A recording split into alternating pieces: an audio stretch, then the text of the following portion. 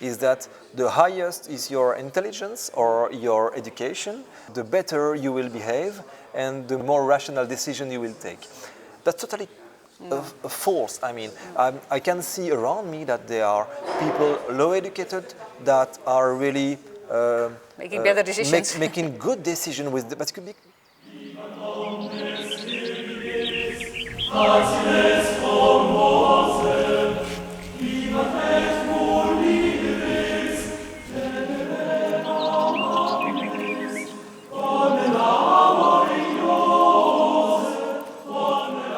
Professor Schippers, may I ask you some questions? Yes, of course. What do you want to know, Rico? Then the idea is that when you perceive no threat, you are cool, relaxed, and you want to go to the beach. While when you detect threat, your amygdala says, okay, that's a danger. You rather will use upregulation strategy. You will say, fly, you fool. You will search for a response, a good response. Any solution is welcome. So you need a solution because it's a very dangerous problem. So you had a talk about fear and how that affects people and their decision making. Yeah. So what you basically, if I correctly reiterate, is that people get into a narrow focus when they are in a state of fear. Yeah. And yesterday when you did this talk, I was wondering, because I'm writing about the death spiral effect, which basically also means that governments are in a state of making bad decision making over and over again, like in an ant mill effect. Yeah. And so how come did they scare themselves that they have this narrow focus? What is going on with the elites, let's say, as opposed to the ones who are being scared? Okay, that's a very complex question, in fact. I think that there is no single response. The idea I wanted to explain yesterday is that when you are in a fearful situation, you will focus mostly on what is the focus of your threat, of your fear. Then you will increase the processing of threatening information, and that will in fact turn in a vicious circle, so that you will reinforce your fear yourself, but also in others, and you want to take others with you in the idea that there is a really highly dangerous threat. So you want to warn the rest of the group? Yes, you want to invest the rest of the group. And in fact, when you face death, then there is a terror management theory, which is a social psychology theory from the US. Yeah, I wrote about that in my first paper for the Greater Good, the devastating side effects of the COVID-19 crisis. I wrote about terror management. Yes, and that terror management means explains that if you are facing a death threat, you will reinforce your need of the in-group. So probably there is something like that. You are afraid. You use a confirmation bias oriented toward the processing of the threat, and you will try to keep all the other with you and to reinforce the group and to reinforce the in-group view of what happens. So that's a vicious circle, and afterwards everyone that is different from you, different from your view, is a dangerous person. That's exactly what happens when the President Macron said that unvaccinated people are very dangerous. Yes, so that is basically in-group, and the out-group poses a threat, and but it also increases the aggression towards the out-group, right? Yes, of course. That is also part of terror management theory. Yes.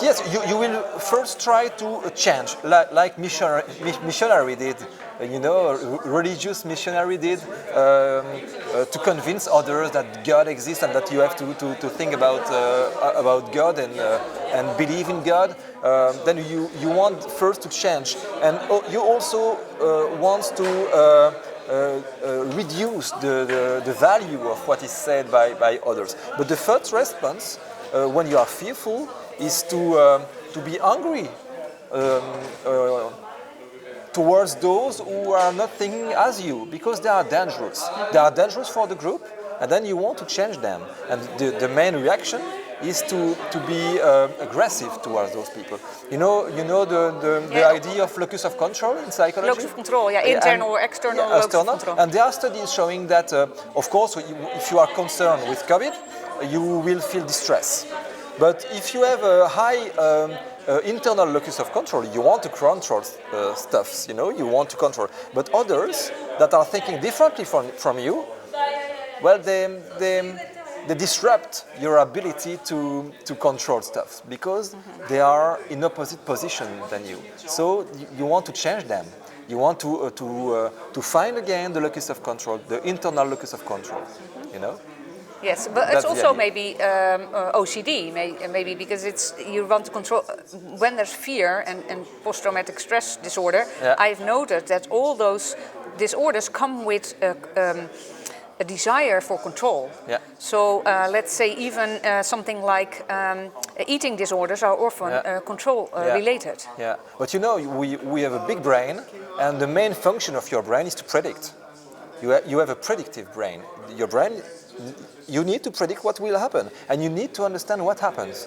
So you are always oriented toward understanding and predicting stuff. If you are unable to predict, the environment is uncertain, this is felt as a threat. Then anything that creates or encourages uncertainty will be felt as a threat. So other people that think differently from you, when you think there is a danger in the environment, is a danger for you as well. So you will feel anger.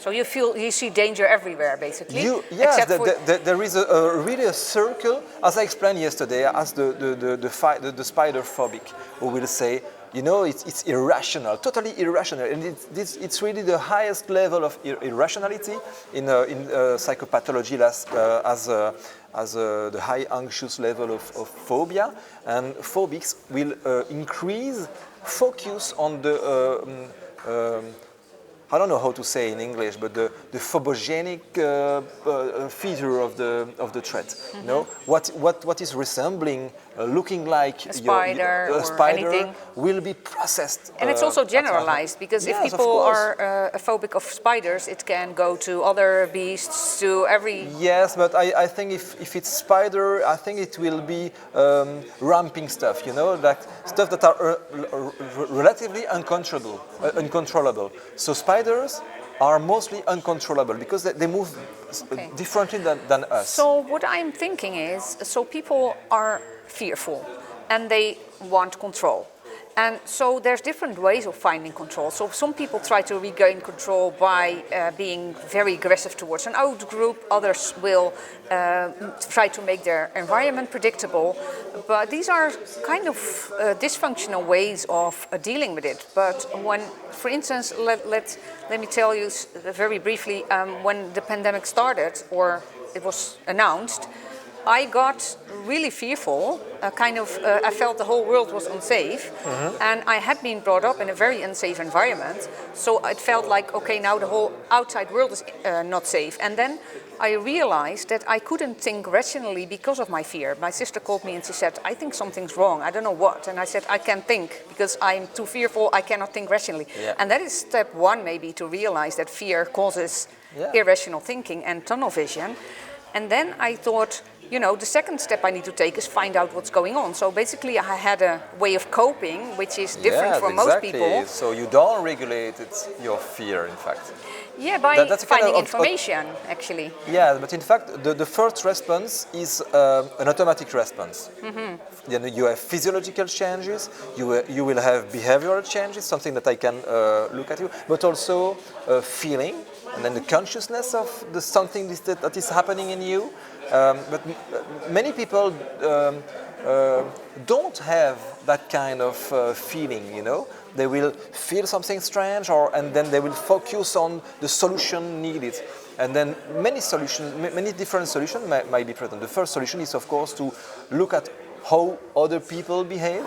And that's very important for us. But then is mass formation coming in, like Matthias de Smet is saying. So you watch the reaction of other people and you're following the crowd and the crowd behavior. It's the Panurgian sheep, you know, Panurgian sheep, you don't know that? In French it's mouton de Panurge, when the sheep is jumping from the boat in the water, and all the other sheep are jumping, are jumping, following him, you know. And that's typical in human. If you are in an uncertain environment and it starts really early in the development. I have studies showing that young children that start to move, you know, if the environment is well, unpredictable or uncertain, like they are not sure whether they will fall if they move on that. They will look at their mother or their father, and they will look whether the father or the mother is smiling or rather fearful, like that. You know, then as early as 12 months or maybe 9 months, you will look at your significant other to see whether the environment is safe. And it's always the same when you are adults. When there is a strange environment, bizarre environment, or novel environment, you will look at how other people behave. So actually it's interesting because I've been looking at films where this becomes dysfunctional, and I've shown it to my students for years. So there's a conference room, like the one we were in before, and then they put in smoke. And it's harmless smoke, but of course the participants don't know that, and they're sitting there, and then the others are instructed to sit down and don't do anything. And what happens if person is alone in the room, they will get up and they hear the fire alarm and they are gone. Yeah. When everybody else keeps seated, they keep sitting until 20 minutes until the experimenter comes in and says, okay, let's come with me. Yes, so that's how strong it is, because the fireman said, well, they would have been dead by now if this was real smoke. Yeah. Yes, I think that's a kind of conformism experiment, you know. You know the experiment of Asch? Yes, the famous Asch experiment? Of course, with the lines. Asch experiment is about perception, in fact. Yes. But there are also experiments which are related to a social real event that happened in the US when a young woman was raped and killed in the streets. Yes, in New York, when a lot of people... Yes, in New York. It was a Kitty Genovese, the Kitty Genovese case. And then afterward, they studied that phenomena of non-action. Non-action and distribution of responsibility. You know, yes. The more people you have in a group. room. It's been also lately. There has been some criticism on those studies because they are not the whole story. But what I'm thinking, okay, what can people do? What can we? You know, we are psychologists, and I was really appalled that psychologists were hardly involved in the whole crisis management. And if psychologists involved themselves, they often said, okay, we can make people even more fearful. We can even scare them a little bit more and make sure they are going in that direction. That's true. In fact, at the first moment, the crisis was mainly biological. I mean, it was biological, and it was even chemical, or something that you cannot perceive. So the threat was really uncertain. Where are the viruses? You can see them. Then even I know that someone around me, when she came back from her job, she totally was undressed totally, and she take a shower and she put hold her clothes in the washing machine. Yeah. And that's obsessive-compulsive disorder, right? Each day, yes, but each day, and because it was uncertain where. So what we need is to control. What we need is to know what happened. What we need is to know where is the danger. Yes. So at that moment, at the first moment, we officially ignore how it happened, even if SARS-CoV-1 and SARS-CoV-2 are really, I think, similar in different points as airborne and something like that. In the media, it was uncertain, so it increases. Yeah, the war against an invisible enemy, basically. Yes, it was really invisible. So at the first time, it was mainly biological, and then psychologists, at least in my country, in Belgium, some psychologists say, well, we have to speak about mental health and something like that, and then they create a group. And the first idea of that group was to encourage the need for thinking about mental health in humans. But rapidly, they came into supporting governmental decisions. So they came as government advisor. For what? For pushing people to agree with the governmental decision. Yeah, so masking, distancing, vaccinating, everything. Yeah, what I'm thinking is, so what I see is that both, like, so what I said, my first paper was about the rising inequalities, but what you always see in societies that decline, there is rising inequalities and there is elite and masses. But what I see is both are making dysfunctional decisions and both are not ending up in a place where we don't want to be. Yes. So I think the idea that we all face, and you and me as expert or academic as well, is that the highest is your intelligence or your education, the better you will behave, and the more rational you will, the more rational decision you will take. That's totally false. I mean, So and you know that they played on that idea that intelligent people are those who are vaccinated. Intelligent people are those who wear a mask correctly. Intelligent people. So yeah, they do. That's why maybe they do lifestyle things better, Yeah. and this was sold as a lifestyle thing. So. Yeah. And then the idea is that your cortex, the development of your cortex, of your human cortex, of your ability to be a good sapiens, in fact, you know, a good sapiens, you are a good sapiens, good human. A good human, a better human than those who are more, like a great apes, because that's in the idea that we are developing and in continuous development.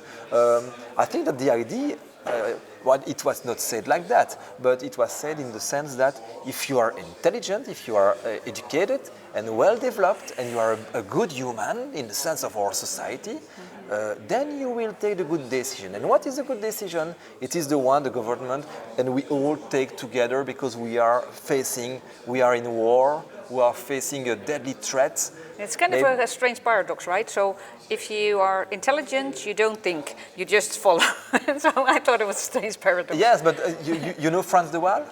Yes. Which is a primatologist. Yeah. And he from the Netherlands. Yeah, from the Netherlands. He's working in the US. He's the most famous, and he wrote a book, which is in French, Le Singe en nous, but I think it's Our Inner Ape. That's the title of his book. And this guy published a paper in Nature in 2000, I think, and it was about conformity in infant humans and infant apes. And he found that infant humans are more conformist than infant apes. Okay. So that's very interesting, and it relies on what you just said, that okay, we are intelligent, we have a big cortex, and we follow others. Yeah, we stop thinking and follow orders. And well, let's try to think again. I think we should use every human's brain again. That's my solution to the problem. But you know that in our human cortex, we have the prefrontal cortex, which plays a very important role in connecting to amygdala. But what is interesting is that there are two parts in the prefrontal cortex. So one is down-regulating the amygdala, and the other one just upregulating. It's upregulating the amygdala. So if you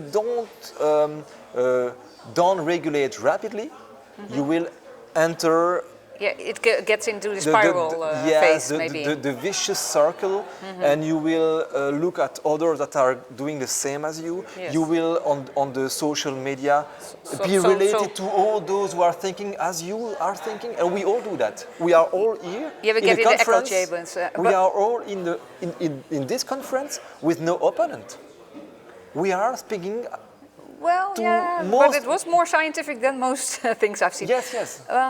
So thank you very much for this explanation. And I must say, I would never think of that, but I started the Great Citizens Movement to reinstate values of, freedom and co-creation and thinking ourselves, independent thinking. Yeah. So I hope we can re-establish that. Yes, that's a good point, yeah. Thank you very much. You're welcome. So I place picture of brain, and in the brain we have small regions called amygdala. Amygdala because almond-shaped nuclei, and this amygdala region is necessary to trigger a fear response when you detect threats. Then when you detect something different and potentially dangerous. So there are different types of threats. Delayed, spatially or temporary, then it will cause anxiety or worries. you know, and really imminent threat is called panic, and that's like that. You respond like panicking. It's also existing in children and also in some friends. So the consequences of fear is that we see the world through a keyhole. So we have a narrowing of cognition, meaning that the narrowing of attention. You will see the threat mostly. You will have a narrowing of reasoning and also in decision making. That's an invited review here, and maybe you can, if you are interested, you can read the full paper. When fear of COVID, for instance, was detected, my proposal is that people think that those who are not afraid are crazy people, because that's a very